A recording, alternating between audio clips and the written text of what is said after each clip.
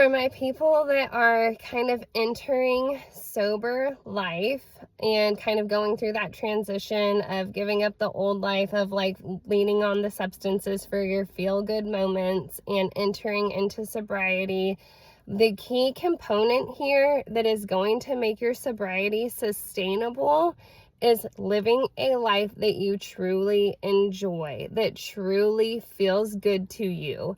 Like embracing all those things that maybe you were ashamed of, that you were keeping pushed down, maybe just emotions that you haven't even confronted, that you've been in denial about or felt guilty about.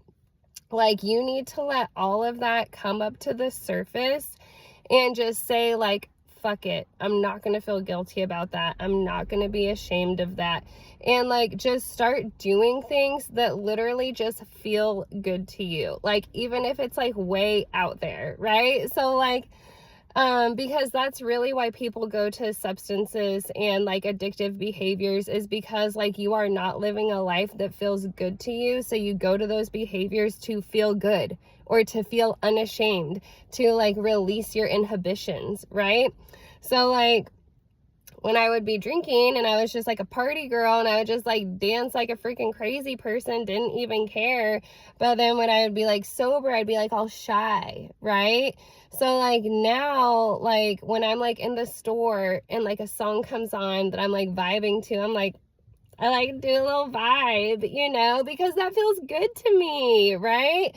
Or like sometimes if I'm like around people and a song comes on that I'm not a good singer, but I will just start singing this song obnoxiously, ridiculously, just like to like people around me, like my friends or whatever, my coworkers, because it's ridiculous, and they always think it's like funny and ridiculous, but it makes me feel good to just turn up sometimes for no freaking reason.